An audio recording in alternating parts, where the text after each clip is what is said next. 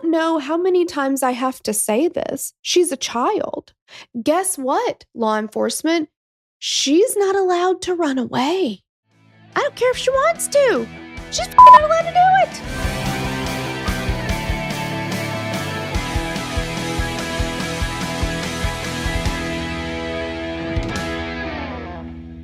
Hello, and welcome back to another episode of Killer Queens. I'm Torella, and I've got a yucky doozy case for you today. Let me just take you back to early aughts, 2008, I think. Liam Neeson's voice telling you that he has a very special set of skills.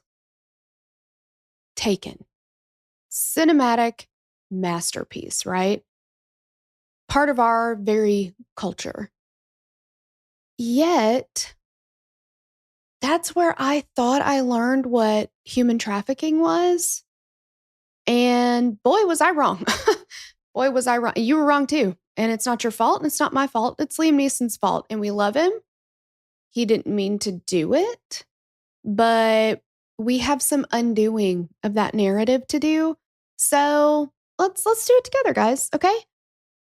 I want to give a hey girl thanks first, though, before we do that, to Madison, because she wrote this up, but she also requested it because she hates human traffickers, and same girl, same. Yeah, so let's get into it. We're going to talk about Kristen Marie Galvan. Now, I do want to give a little bit of a trigger warning. We're going to be talking about human trafficking of children, and there is going to be brief mention of the death of an infant. I will let you'll know when that's coming up. The next time you hear infant, you'll know. And it's very brief, like one sentence, but it is part of the story. So anyway, I know that child cases can be very difficult.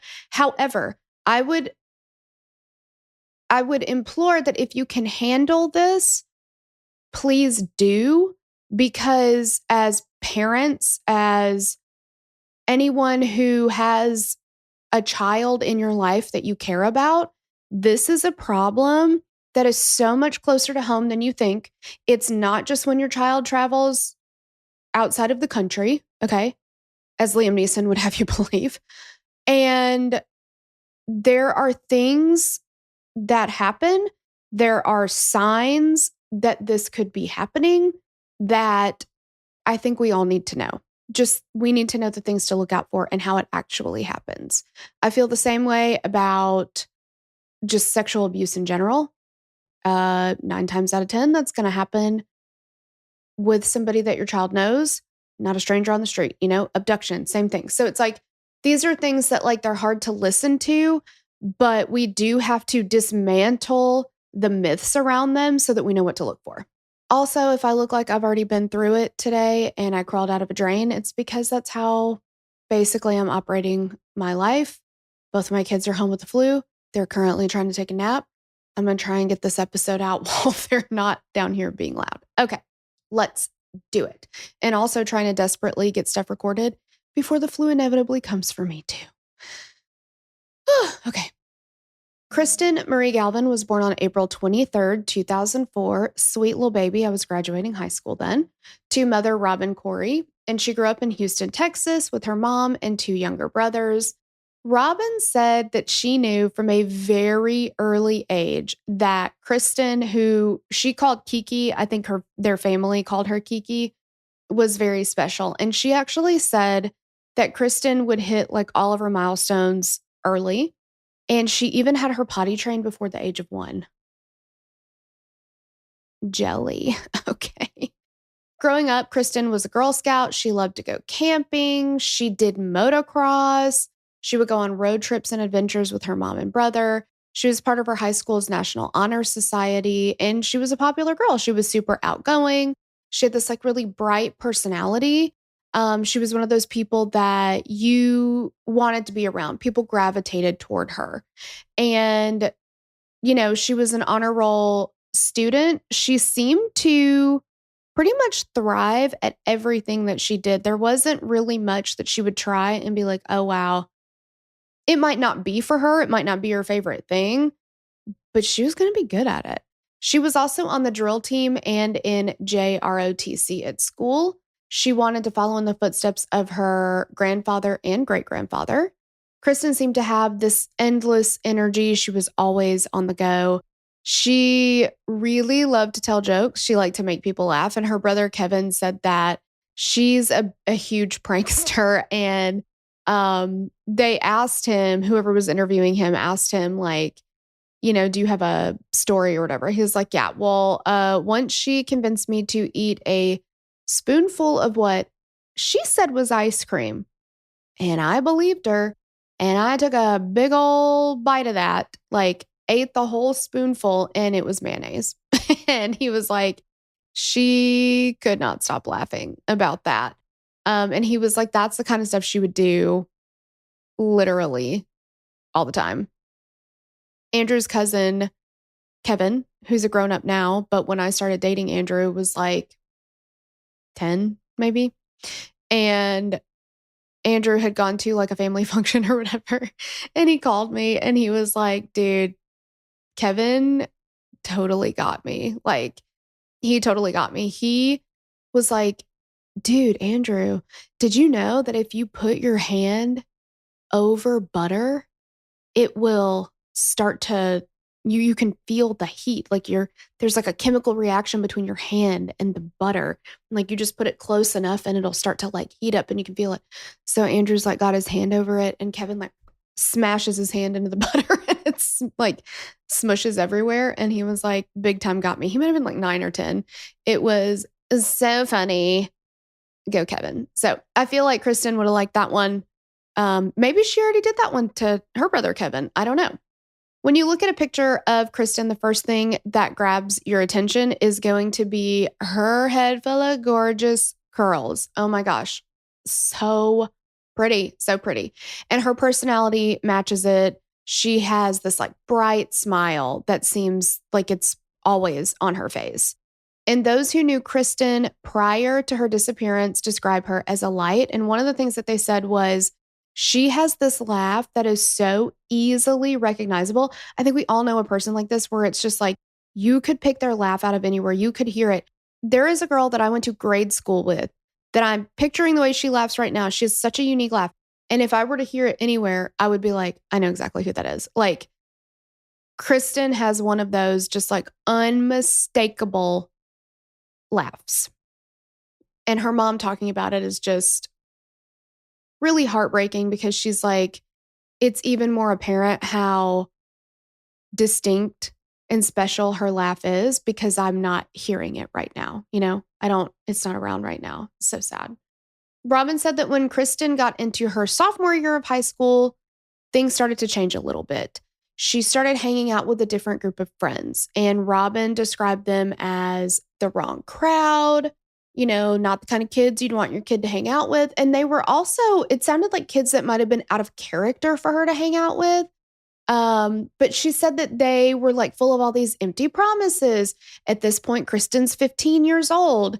She's excited to be hanging out with new friends and all of this stuff. And these people apparently had very expensive clothes and purses, and they were promising her like, don't you want Louis Vuitton? Don't you want this? Don't you want that? I only know like 3 designer brands. So Louis Vuitton is one of them.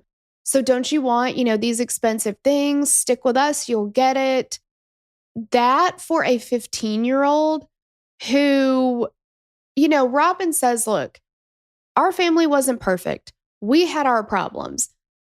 I don't know exactly what those problems are/were. I don't think it really matters because of what we'll talk about, because of what happened to her, what we know happened to her. This is not one of those cases where you're like, I don't know, maybe she just ran away and she's living a happy life. That's not what's happening. So it doesn't really matter what the problems in her family were. They seemed like a pretty run-of-the-mill, as far as like, there wasn't anything so out of the ordinary. I've not found anything about abuse or anything like that in the household that she's trying to escape from, right? But she's 15. And when you're 15, maybe your mom says, no, you can't have a Louis Vuitton purse. And you're pissed. My mom told me, I think when I was like 11 or 12, that I couldn't have a limited 2 pea coat. I could have died of devastation, first of all. I was probably like 11. And then I wrote her a short story. Well, I wrote a short story, which I left out for her to read, that was titled Her Mom Was Mean. Okay. So that pea coat was really important to me then. Now looking back on it, do I wish I had had a limited 2 pea coat? Of course I do. But was it that important? No. So like, Robin's like, sure, we had our problems. Every family have their problems, but she was loved. And at this point, Kristen starts skipping school. She starts smoking weed. These things are totally out of character for her, completely out of character for her. And these new friends are telling her, hey, you don't have to live under your mom's roof anymore. You don't have to be under her thumb anymore. Come with us. You won't even have a curfew. You can go do what you want. You won't have any rules, like just whatever you want to do, you get to do. And for a 15-year-old, I mean, that can sound pretty awesome, right? So on November 1st, 2019, Kristen ran away from home. Now, at this point, Robin has the passwords to all of her social media. She also had Verizon's Smart Family, which would allow her to track Kristen's cell phone at the time. She pinged her location and found that she was at an apartment complex near her high school. So Robin said, that's where I'm going to go. So she goes to this complex. She's banging on all the doors. She finds Kristen, but she can't get her to come out. So Robin calls the local police department. They respond. They come out and they say, well, I mean, we can't physically enter the building without proof of imminent danger. Don't you know the laws? I'm sorry. Did we forget she's 15? I don't know how many times I have to say this. She's a child. Guess what, law enforcement? She's not allowed to run away. I don't care if she wants to. She's fucking not allowed to do it. And isn't your job to protect and serve? So if you have a child outside of their parents' home without a custody agreement, then isn't that... I think it's more than frowned upon, right? Like, not supposed to do that. But anyway, they were like, look, I'd love to help you. She's a kid or whatever. Not really our problem. I don't see the imminent danger here. On November 2nd, Kristen called her mother from a recording studio and she said, I'm fine. I'm with my friends. And guess what? I got a new designer purse and I'm going to get you a Louis Vuitton wallet too. Aren't you so excited? Like, this is so exciting for me. It's going to be so exciting for you too. These people are taking care of me. I knew they would. They told me they would, and they're going to take care of you too. And Robin was like, okay, that's great. You need to come home. It's time to come home. You need to come home. And Kristen did not want to at that time. On November 3rd, Robin all of a sudden loses access to Kristen's social media accounts. All of the passwords are changed at this point. And she's like, okay, something's really, really wrong. Like, I know that she left the house of her own accord, but now I feel like this isn't just rebellion. She's not staying gone because she wants to. I can't get in touch with her. She's not getting in touch with me. She lost access to her phone. Like, everything was gone. And it wasn't like Kristen to not at least let her know that she was okay, let her know where she was, right? Because she had been in contact before that. Now that's gone. So she ends up filing a missing persons report with the Houston Police Department, and they listed her as a runaway. Which, Robin was like, okay, that's why she initially left, but there is something else going on, okay? Because she's not coming back and she's not contacting me. On November 14th, after 2 agonizing weeks of not knowing where Kristen was at all, Robin gets a call from the Houston Police Department and they say, hey, we found your daughter. We found Kristen. We are taking her to Texas Children's Hospital. And so Robin was like, oh my gosh, thank goodness you found her. You've got her, right? So like, she's safe now. Let me go get her. She gets to the hospital. She goes into the room where her daughter is, who it's only been, I guess, at this point, like 3 weeks. No, still just 2 weeks, 2 weeks total, okay? Since she left the house. She gets to the hospital room. She sees Kristen for the first time in 2 weeks, and she doesn't even recognize her. She was wearing, she said, the shortest skirt she's ever seen. And if you see pictures, so there is, oh my gosh, I'm going to blank on the name of the TV show. There's a TV show called Never Seen Again. They did 2 episodes on Kristen's case. I believe it's season 4, episodes 1 and 2. They show some images on the screen of the area in Houston. So it's Bissonnet Street, known for sex work and things like that. And the skirts look like they are 6 sizes too small. So it's basically just, I mean, it's barely covering, like your whole buck cheeks are all the way out. They might be wearing underwear, they might not, that kind of thing. So Kristen's 15, remember. So she's wearing an outfit like that. She's got this short skirt on. She's got a tube top on, and she has this like shawl that she was wrapped in. She also looked like she was 20 pounds lighter. 2 weeks. Okay. Her skin was really pale. She was completely covered in bruises. And Robin said that the light in Kristen's eyes was gone. It was obvious at that point that she had been through something absolutely horrific. And Kristen also had $4,000 cash on her. And Robin's like, I'm sorry, where would you get, like, that's a lot of money. I've never even had $4,000 cash on me. I don't think, like, I don't know what I would, like, even if you're making a really large purchase and you go get money out, that's a lot of money to have on you in cash. That's a lot. So the officers inform Robin, look, we found Kristen on Bissonnet Street. And Robin's heart sank because she knows exactly what Bissonnet Street is. And they tell her, because of this, we have a strong feeling that she's been a victim of human trafficking. So Bissonnet Street, or Bissonnet Track, was known throughout that area as a hub for prostitution, sex work, and human trafficking. And there could be as many as 100 women out walking the street each night down an area that was just over a mile long. And so there were businesses along that stretch, but over the years they would close, which just left more and more real estate for illegal activity to take place. And during an interview in February of 2024, the former Houston police commander, Reese Hardy, told ABC 13, quote, we would make a ton of arrests out there. I mean, hundreds of arrests, and it wouldn't even make a dent in the activity that was going on. We make 10 arrests a night, and there's another 100 transactions a night while we're booking those prisoners in jail. So it was kind of like spinning our wheels. There would be a line of cars down the curb of Bissonnet Street, prospective customers waiting their turn. And these women, sometimes actually children, could be as young as 12 or 13. And they're walking down the sidewalk in heels and lingerie. A lot of the times their feet are bleeding because they're out there walking all day and all night, right? And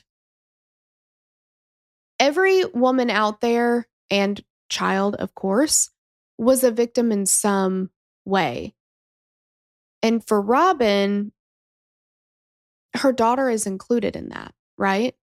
And I think for Robin too, it was really difficult. I just can't imagine what she's gone through, but it's difficult to know that your child has been a victim of that. But then to also realize at the same time, you're being exposed to this dark part of our society that felt like it was just in the movies, that felt like it was just in other places, that felt like it couldn't happen to you, and to learn that it is such a pervasive problem that close to home, that started in your daughter's own high school. That's terrifying. That is absolutely terrifying. So they found Kristen because there was a patrol unit going up and down the track, as they do. And apparently what they're looking for are people who've been reported as missing, and they're looking for people who don't look to be adults. That's how they picked out Kristen. This patrol officer is driving around and said, that looks like a child to me. Now you tell me something. If it was that easy for just an officer to be driving up and down and be like, that one looks like a kid, that one looks like a kid, how sick does it make you feel to your stomach to know that the Johns that are there to partake in these services know damn well that plenty of these women are not adults?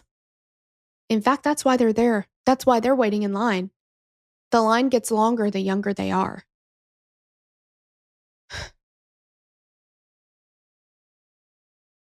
Sorry, I should have given you a trigger warning that you're going to have to, if you're driving, you're going to pull over and throw up. I mean, it's despicable. It's fucking despicable.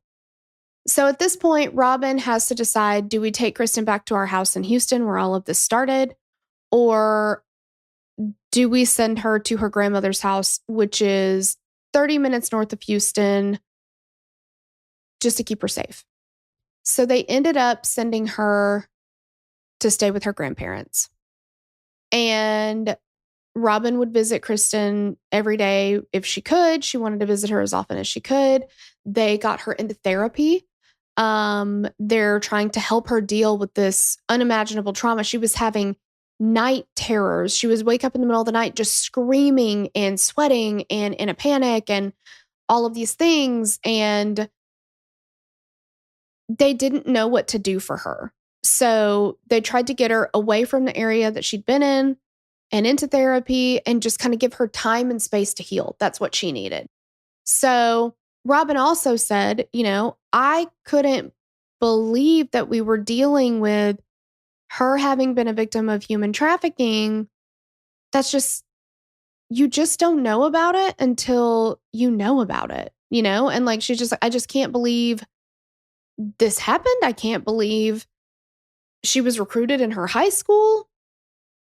I can't believe that this is what we're dealing with. We used to, go to plays and picnics, and now we're going to therapy and dealing with psychiatric medications, and her personality has completely changed, and she's just not the same person she was before. And that's one of the things that the advocate said in that episode was the child that leaves is not the child that comes back. They've seen too many things. Everything is different now. Oh my God, it's so heartbreaking. So they did give Kristen's cell phone to the investigators as evidence, and Robin felt like Kristen not having a cell phone was going to be the best thing for her at this point, right? Her phone was how everything got started. She met these people at school who then she started contacting on the phone, who, it progressed from there, right? They lured her out of her home with her phone, hey, come meet us, hey, come hang out with us, whatever it is. So she thought, we need to not have her have a cell phone. And the investigators agreed. They're like, that is the best tool for a trafficker is your cell phone. Finally, after a while, Kristen started talking to her mom about what happened. So she said when her social media passwords were changed, remember while she was gone and Robin couldn't get into any of that stuff, it was not her that changed them. It was the people who were trafficking her. And Kristen said that everything was controlled by them. So what I did not know is that traffickers often have paid recruiters in high schools. Oh my God. Oh my God. And then they will bring friends who will bring other friends who will all go out to hang out with the traffickers. Now, Jeffrey Epstein was famous for this. Famous in the worst fucking way. But that's how he would get his girls. He lived in a ritzy, whatever. He was was he a millionaire? But he was fucking rich. And so he would pay these girls to recruit other girls at their high school. Hey, if you want to make a little money, we're from the wrong side of the tracks. Rich people can exploit us. You can come over and give that little egg-shaped dick guy a handy. You can make good money. Except you don't get to leave when you want to. But they recruit people so that, I mean, just the same thing with I'm forgetting the guy's name, Carla Homolka, though. Paul Bernardo. You know, he used Carla to get young women in the car, young girls in the car. They trusted that a woman was there, you know? So it's like, I don't view Carla as a victim in any way, shape, or form. Many of the people that they pay to recruit, or at least in Jeffrey Epstein's case, I don't know about this particular trafficking organization, but I do think so, is like that person was a victim who now is recruiting other victims, and it's part of the thing, and you really don't have a choice to not do it. You know, it's a whole thing. Cults are the same way. You know what I'm saying? Like, it's this vicious cycle. So they would pay recruiters in the high school to bring their friends who now everybody's hanging out. Then they try to identify which of the people that you've brought around are going to be weak and vulnerable enough to be manipulated. They want somebody who's naive. They want somebody who's easy to influence. They want somebody who, you know, does need the money for whatever reason. If you really need the money because your family really needs the money, or you really, really, really want to fit in, or, you know, whatever it is, they find those things and they exploit them. And so then they'll start grooming those people. And most of the time, the traffickers, this really threw me for a loop, and I learned this in Centoya Brown's case, that the trafficker will present himself as your boyfriend. Oh, you're safe. I love you. I'm going to take care of you. I'm going to buy you all these things. I'm going to take care of your family. Like all of these things. I love you. I love you. I love you. They start sleeping with them to get them emotionally invested. They treat them really well initially, like all these things. And then they start saying things like, I really want to be with you. I really want it to just be me and you, but like, we don't have enough money, you know, like we need to make like a lot of money really quickly so it can just be me and you. I can take you away from all this. Like we can get out of here. And I heard about this opportunity, you know, and I wouldn't want you to do it normally, but like, I just really want to start our life together, you know, like all that fucking bullshit.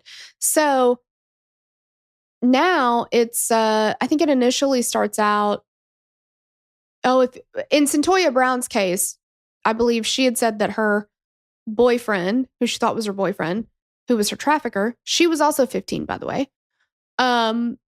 initially was like, if you just do this one time, right? And then it should be enough. And then can you do it another time? You know, whatever. So they promise they're going to take care of you. They're going to take care of your family, all these things. You know, I just one time, just this, just that, whatever. And, you know, well, if you're going to take care of my family too, you're treating me really right and like all this stuff. So it must be safe. He must be telling the truth. You know, initially they're going to follow through on the promises they make, all that stuff. They got her that Louis Vuitton purse. Now they're about to get something for her mom. He must really love her, right? But then once they've gained your trust and you begin to rely on them, they start to show their true colors. They start threatening. They start beating. They use drugs to control you. At this point, and they're threatening to hurt you. They're threatening to hurt your family if you don't do what I say you're going to do. Now that I've got you out, and now that I've got you isolated, now the gloves come off.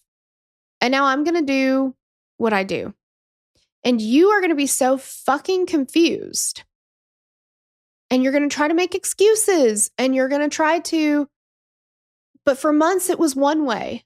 I mean, this is standard abuse. Abusive relationship tactics apply exactly the same here. It's standard. The abusive boyfriend that I had in high school, when he started abusing me, I was just like, well, but this is unlike him, right? The first time it was unlike him. Second time it was still unlike him. The third time it was still unlike him. But I mean, it took me a long time to even identify that there was a pattern there. You know what I mean? So like, this is the same thing. Like, these things are obviously much more extreme than anything I went through at all. But it follows the same pattern because you are still trying to reconcile. This is the person that I met.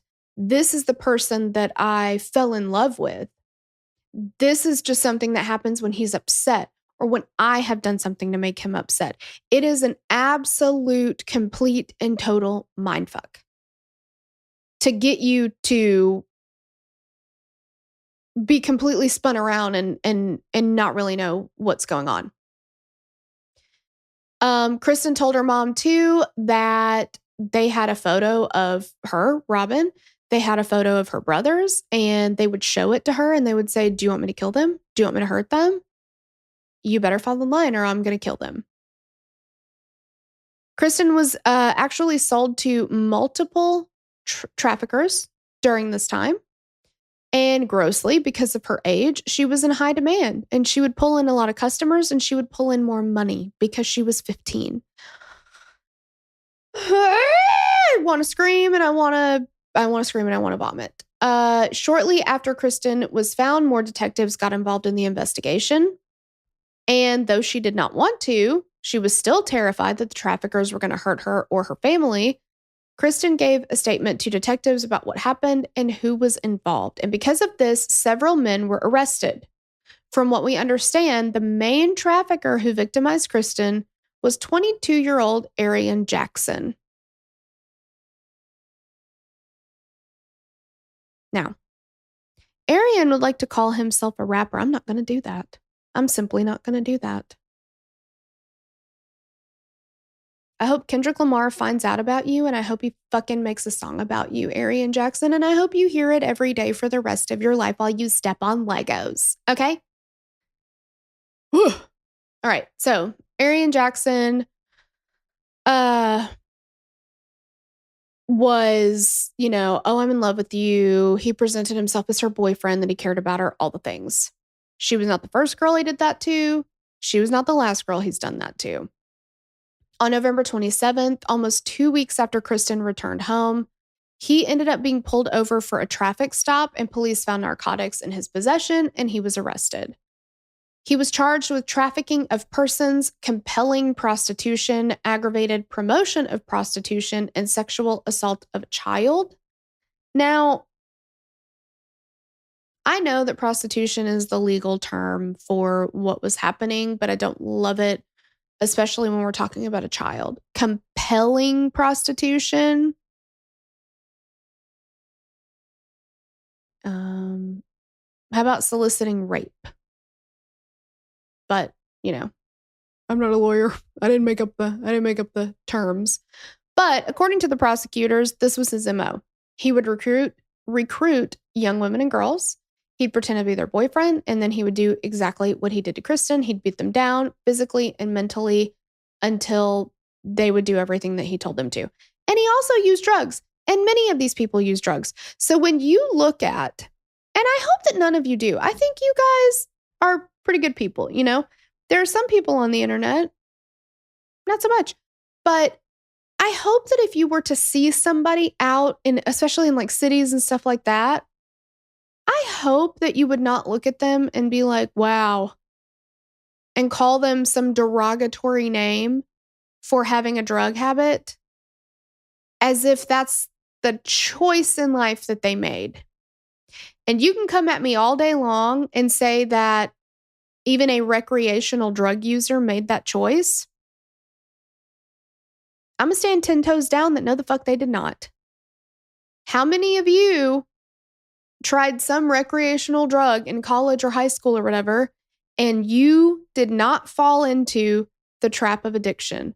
Good for you. I'm glad that your brain works that way. That is not the case for everybody. But I can guarantee you that not one person who became addicted and lost everything said, I'd really like to do that. I'd really like to start using a drug that completely takes over me 100%, hijacks my brain, and I lose everything for it. I really hope that's what happens. Let's give it a go. That's not how it works. That's not how it works. It gets away from you. You think you can control it and you can't control it. Like,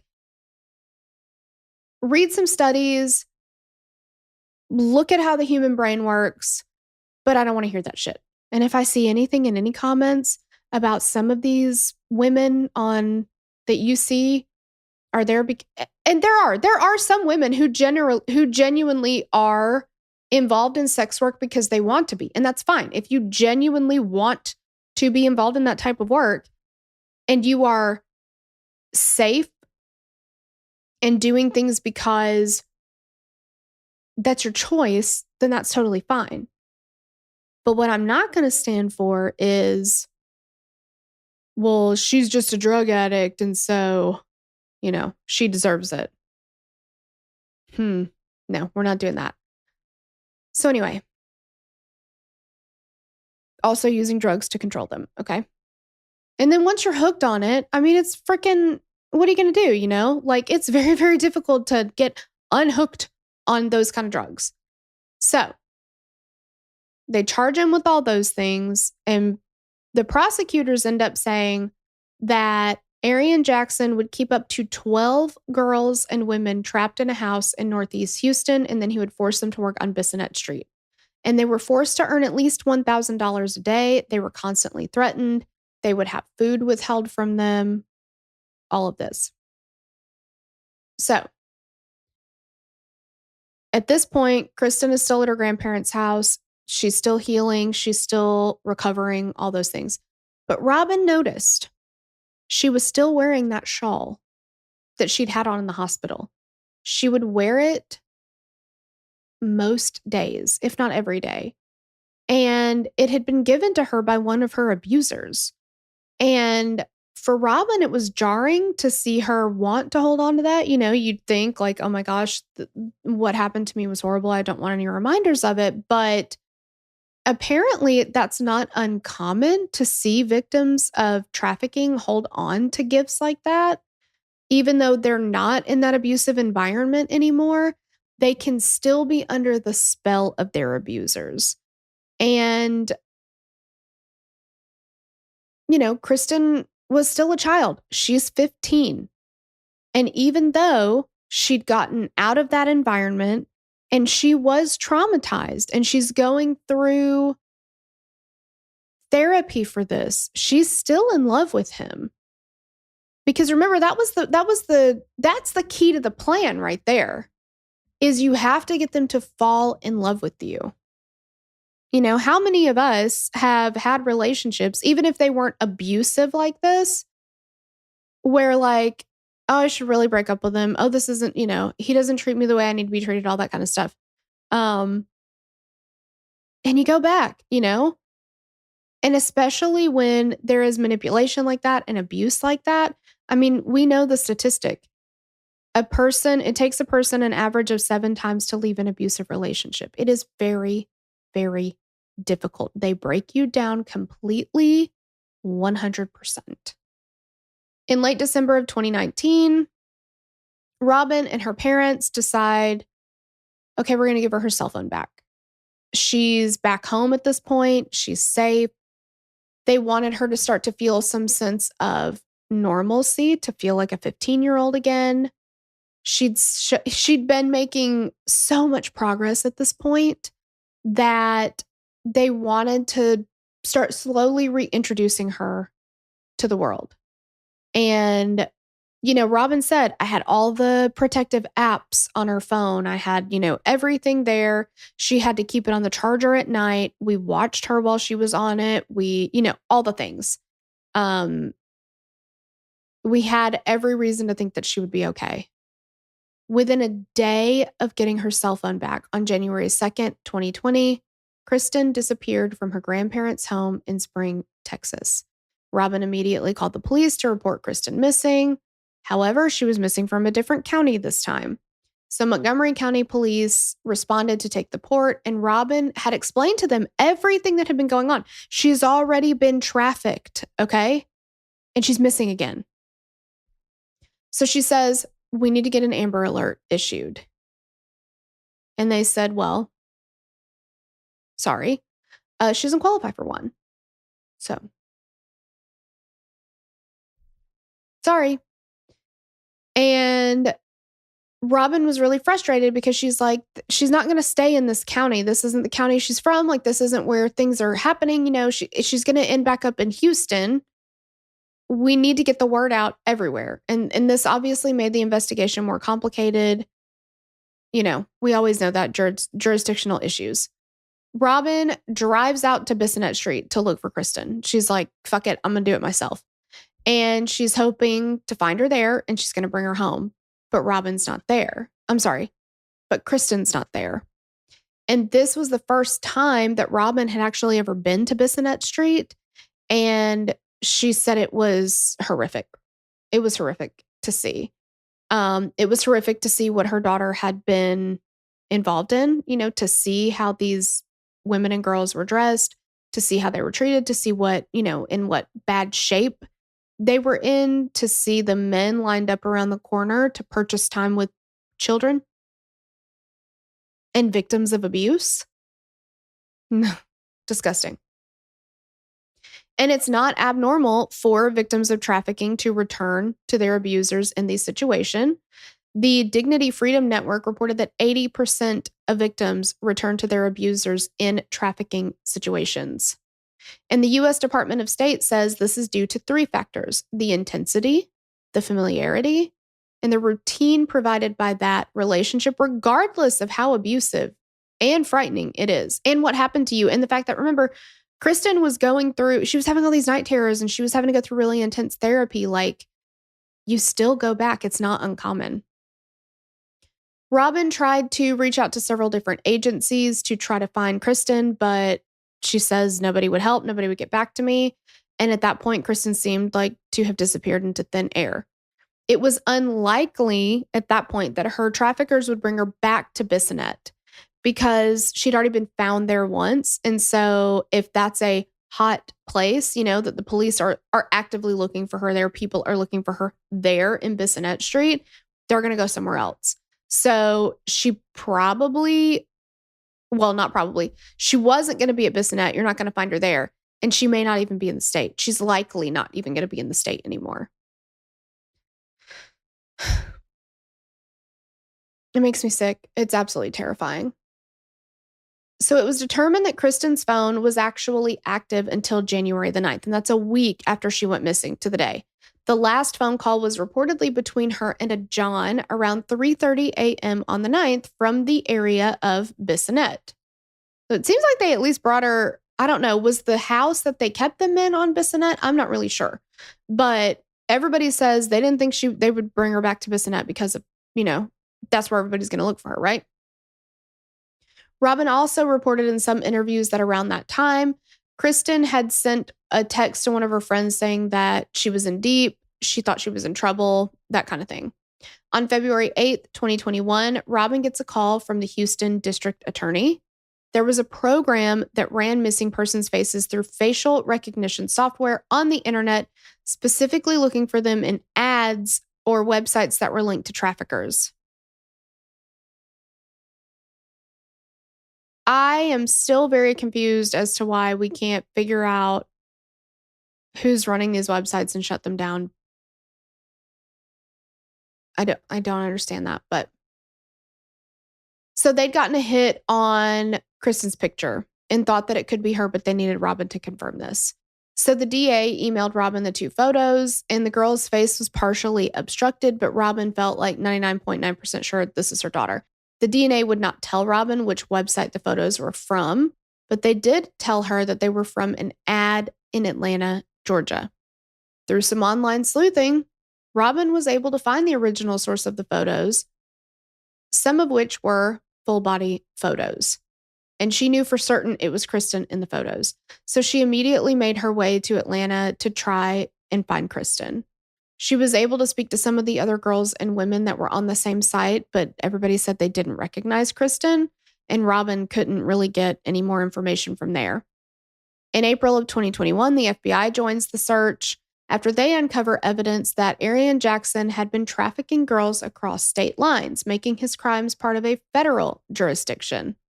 Around this time, Robin saw a message in the Find Kristen Facebook group from a girl who claimed to be looking for Kristen's mom This woman's name was Latasha Robinson. So Latasha said, I was locked in a house in Houston with Kristen. She called her Chrissy. But Robin said she knew things about my daughter that were not public, that nobody else would know. One of those things being that Kristen had a really beautiful singing voice, but she didn't like to sing around other people. She had to get to know you. She wouldn't do it publicly, that kind of stuff. So you had to know her really well to know that she had a beautiful singing voice, and that wasn't something that they talked about publicly. So Latasha knew this about Kristen. And she even knew about a birthmark that she had as well. Latasha told Robin that Kristen had been pregnant and that there was a separate house that they sent the pregnant girls to. And there was some kind of midwife or nurse there that would like deliver the babies and all that kind of stuff. Robin was like, look, you need to talk to law enforcement. You need to talk to the police. You need to tell them what you know. Latasha agreed. So Robin brings her down to the FBI headquarters in Houston. And then the FBI calls Robin back and says, hey, she's not a credible witness, but they didn't tell her why. She's not credible. About 2 months later, Robin gets a Facebook message from somebody claiming to be Kristen. You guys already know this isn't going to be Kristen, right? Because this is what happens in missing person cases. People are sick and they like to insert themselves into investigations and whatnot. This is a little bit different, but still you're telling somebody that this is their child who's missing. All right, this is the infant part that I talked about in the beginning, okay? So the message was, I've had a baby. I was forced to have it in a porta potty. Can you please go get the baby and make sure that he's okay? And they give the location of this porta potty. And on June 3rd, authorities found a deceased newborn in a porta potty in Houston with the umbilical cord still attached. DNA from the newborn was sent out to the lab to be tested, but it did not match Kristen. And, Robin is saying, I get this notification about a baby in a porta potty. Is this my grandchild? Oh my gosh, I just can't imagine. It's not. It was not her grandchild. It's just so sad. And I don't know, was it Latasha's child? And then not long after that, Robin learned from Facebook that Latasha had died. And I don't know how she died either. According to the Find Kristen Galvan Facebook page, in addition to Ariane Jackson, court records show that Kristen was also a victim of traffickers Gerald Jones and Shaquin Thomas. In December of 2022, Jackson pleaded guilty in 2 separate cases, one for sex trafficking of a minor and one for conspiracy to traffic an adult female by force, fraud, or coercion. He admitted to trafficking girls as young as 14 years old, including Kristen. But he's like, I don't know where she is.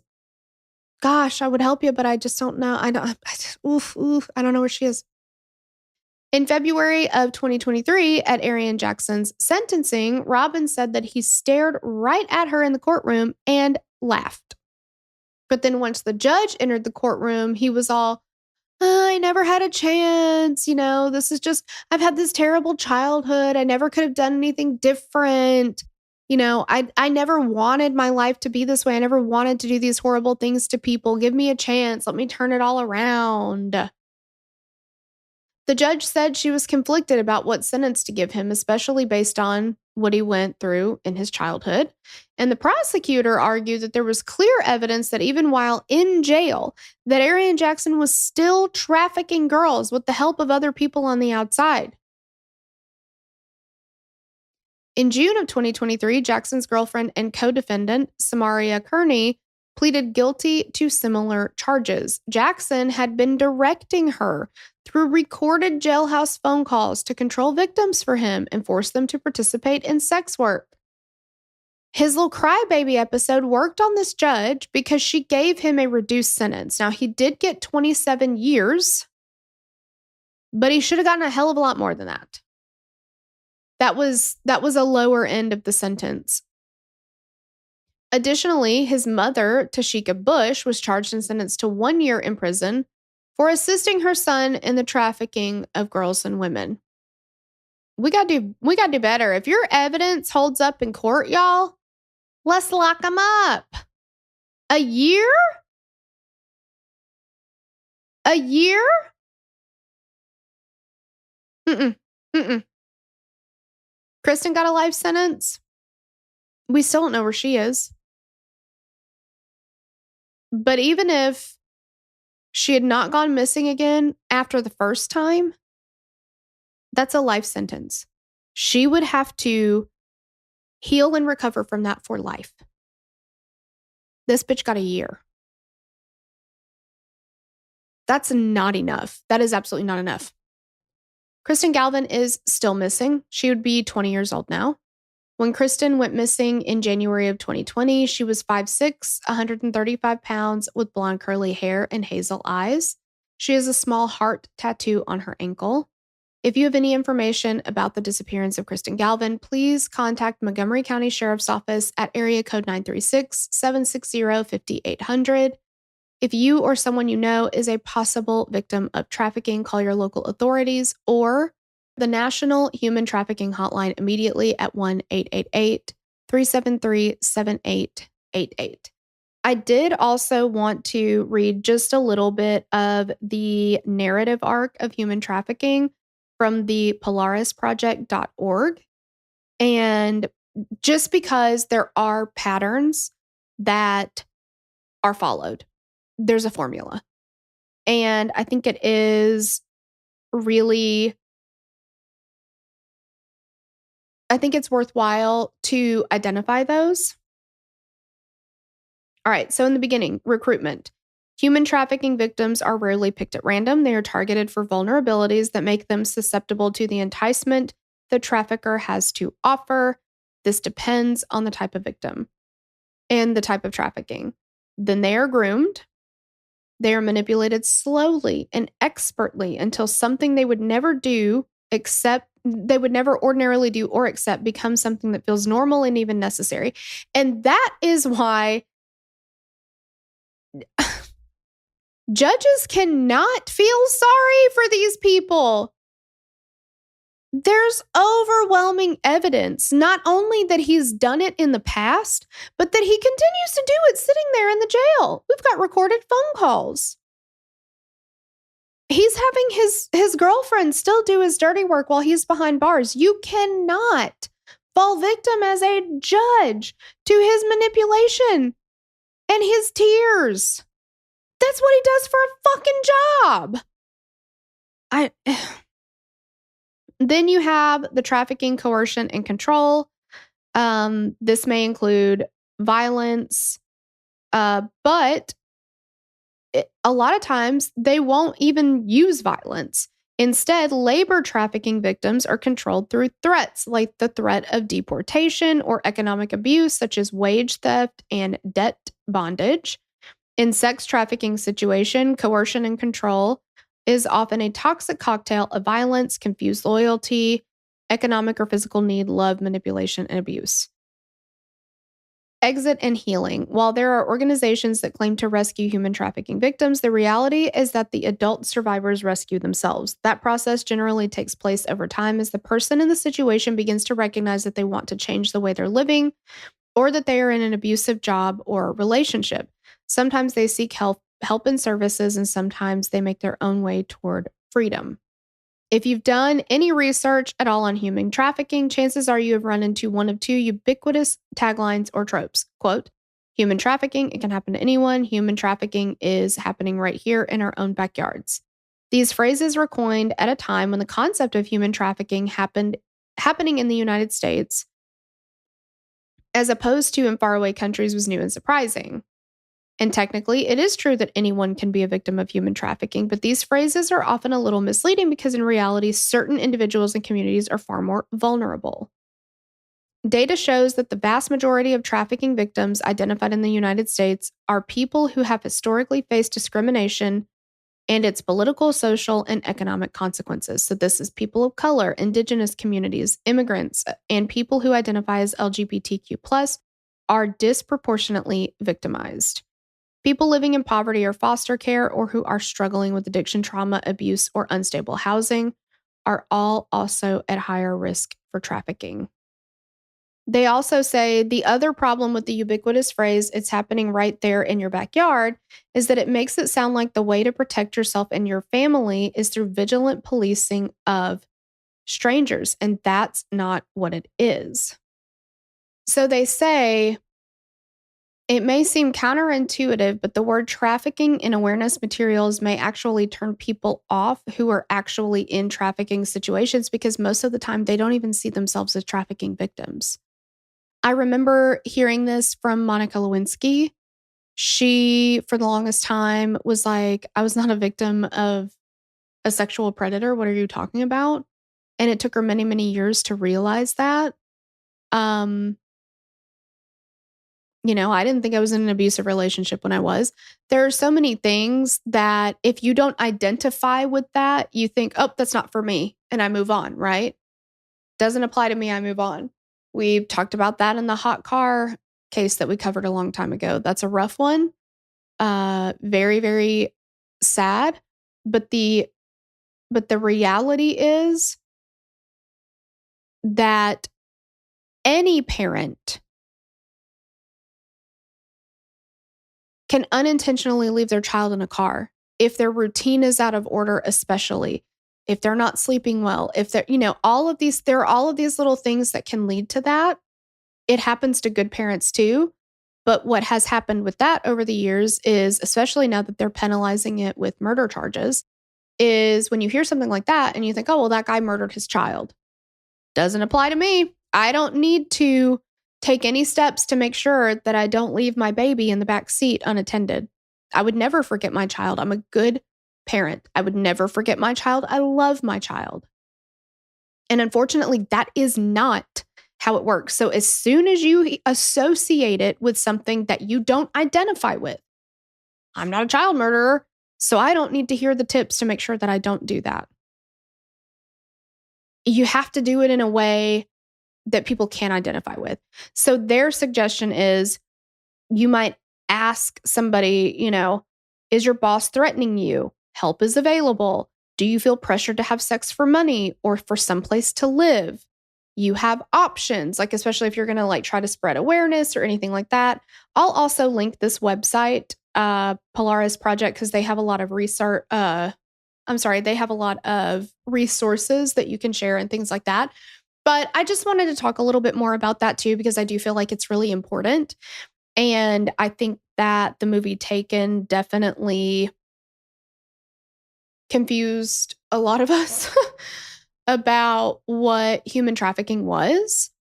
And again, there are lots of different types of trafficking. This case centers more around sex trafficking, but there's labor trafficking.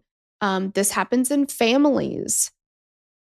It happens in cults. It happens all over the place. And there are different ways that it takes place.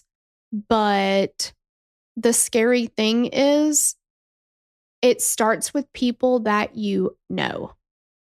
It starts with people, and many times they are strategically placed there, but it is not this overwhelming majority where, this van pulls up and 3 guys jump out and snatch you off the street. It can happen. That's not the majority. The majority is situations like this, like the Epstein case, like this case, where they've got recruiters that they've paid in this high school to find young girls who are saying things like, oh, I'm just not getting along with my parents, whatever it may be, whatever that crack that they can identify, they're going to get in there. And that's what they're looking for. And that's terrifying. So let me know what you think of this case. Please share the photos, share her missing poster, share something. She could be anywhere right now. The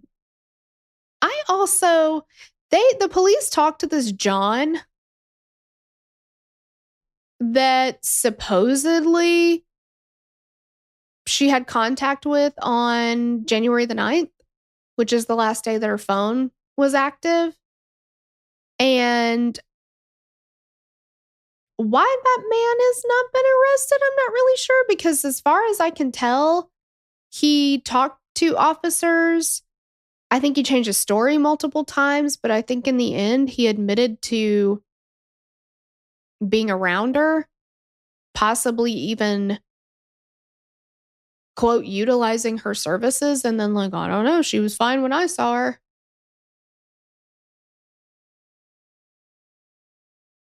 Well, she was a child then too, sir. So, and I don't want to hear that you didn't know that. So, I don't know why there's not more going on there. I guess there's just not enough evidence, but that's really infuriating too. So, anyway, it's just an all around infuriating case, but let me know what you think. Please share it. Share this podcast episode in like true crime groups that you follow, like anything that we can do to get the word out about Kristen's case. And do that with any of the cases that really speak to you that you feel like need to have more eyes and ears on it. Share it on social, share it in groups, do whatever you can, but we need to get the word out. And this is happening so much. In that episode, it said that there are 79,000 minors being sex trafficked in Texas. In Texas. It's just horrifying. But all right, I'm going to stop talking now. I love you guys. I'll catch you in the next one. Bye. If you like this episode, be sure to like this episode and follow the show so that you never miss out on new episodes.